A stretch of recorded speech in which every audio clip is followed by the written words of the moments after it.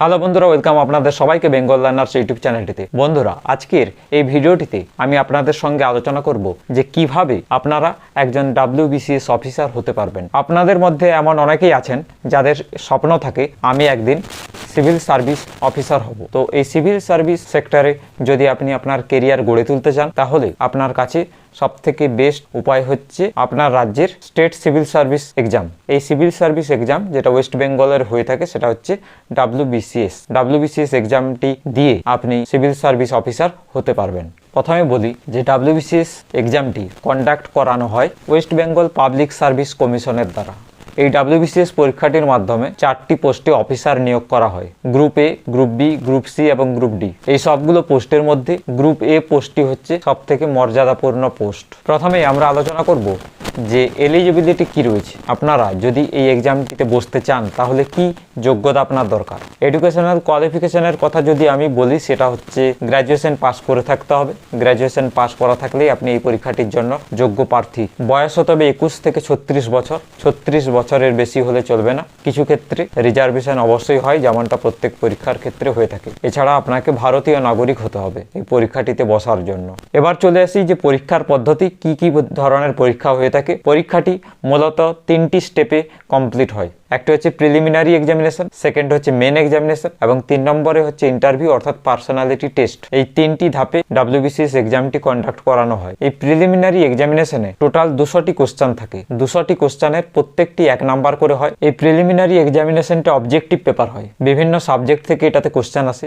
Mainly focus থেকে GK oriented. GK থেকে question বেশি থাকে। জিকে, জিএস সব মিলিয়েই কিন্তু কোশ্চেন আসে। ম্যাথামেটিক্স থেকেও কোশ্চেন আসে, রিজনিং থেকেও কোশ্চেন আসে, ইংলিশ থেকেও কোশ্চেন রয়েছে এবং জিকের মধ্যে হিস্ট্রি, জিওগ্রাফি, পলিটি, ইকোনমিক্স প্রত্যেকটি সাবজেক্ট থেকেই কিন্তু কোশ্চেন রয়েছে। যদি আপনি প্রিলিমিনারি পরীক্ষাটিতে পাস করতে পারেন তাহলেই কিন্তু আপনি বসতে পারবেন মেন এক্সামিনেশনটিতে। মেন এক্সামিনেশনটি সব থেকে গুরুত্বপূর্ণ এক্সামিনেশন। একটা সাবজেক্টকে আপনাকে অপশনাল হিসেবে সিলেক্ট করে নিতে হবে ফর্ম ফিল আপের সময়, যে আপনি মেন এক্সামিনেশনে যখন ডাক পাবেন তখন আপনাকে কোনো একটা বিষয় অপশনাল সাবজেক্ট হিসেবে সিলেক্ট করে রাখতে হবে, যেটাতে আপনি মেন এক্সামিনেশনে পরীক্ষায় বসবেন। এছাড়া বাংলা, ইংরেজি এই দুটো পেপার কম্পালসারি হয়ে থাকে। এছাড়াও জিকে, জিএস তো রয়েছে এবং তার সঙ্গে সঙ্গে সায়েন্স এবং টেকনোলজি থেকেও কোশ্চেন এসে থাকে। মেন এক্সামিনেশনে যদি আপনারা কোয়ালিফাই করতে পারেন তাহলেই কিন্তু আপনারা ডাক পাবেন ফাইনাল স্টেজ অর্থাৎ ইন্টারভিউ রাউন্ডে। এখানে আপনার পার্সোনালিটি টেস্ট, কমিউনিকেশন স্কিল এই ধরনের বিষয়গুলোর উপর বেশি ফোকাস করা হয়। এই ধরনের বিষয়গুলো আপনি যদি একবার ইন্টারভিউতে ডাক পেয়ে যান তাহলে আপনাকে বিশেষ করে কমিউনিকেশন স্কিলের উপর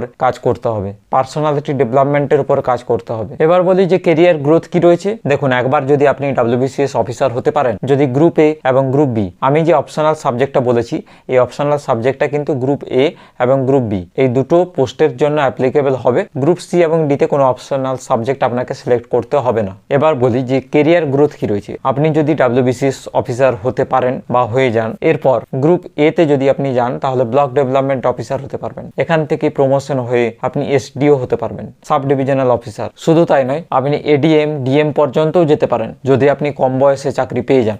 গ্রুপ বিটা বলে দিই, গ্রুপ বিটা হচ্ছে পুলিশ সার্ভিস। গ্রুপ বিতে যদি আপনি যেতে চান এক্ষেত্রে এক্সট্রা কিছু কোয়ালিফিকেশন, যেমন মাপঝোঁক একটা লাগে, আপনার হাইট সেই পরিমাণ মতো থাকতে হবে। আপনার হাইট ওয়েট যদি ঠিকঠাক না থাকে তাহলে গ্রুপ বিতে আপনি সিলেক্ট নাও হতে পারেন। বন্ধুরা, শেষে একটাই কথা বলবো যে WBCS অফিসার হওয়া কিন্তু একটা সহজ ব্যাপার নয়, কিন্তু অসম্ভবও নয়। অনেকেই করছে, তাহলে আপনি কেন পারবেন না? এটা সবসময় আপনার মনের মধ্যে আসা উচিত। যে কোনো পরীক্ষার প্রিপারেশন শুরু করার আগে আপনার নিজেকে আপনি কোশ্চেন করবেন যে যদি অন্য কেউ পাস করতে পারে, যদি অন্য কেউ কোয়ালিফাই করতে পারে, একটা জব নিয়ে চলে যায়, তাহলে আমি কেন পারবো না? সবসময় নিজের মনের মধ্যে এই কোশ্চেনটা আপনাকে করতেই হবে। তবে গিয়ে আপনার ইনার মোটিভেশন আসবে প্রত্যেকটি কাজ করার ক্ষেত্রে। যদি আপনার মন থেকে, ভেতর থেকে, আপনার শরীরের ভেতর থেকে যদি আপনার মোটিভেশন না আসে, তাহলে যতই আপনি যে কোনো মোটিভেশনাল স্পিকারের ভিডিও শুনুন না কেন, ওটা কিন্তু খুবই তাৎক্ষণিক। যতক্ষণ না আপনার নিজের মন থেকে একটা বিশ্বাস আসছে, একটা কনফিডেন্স আসছে, সেলফ কনফিডেন্স যে হ্যাঁ আমি পারবো। যে কোনো কাজ, এটা পড়াশোনা হতে পারে,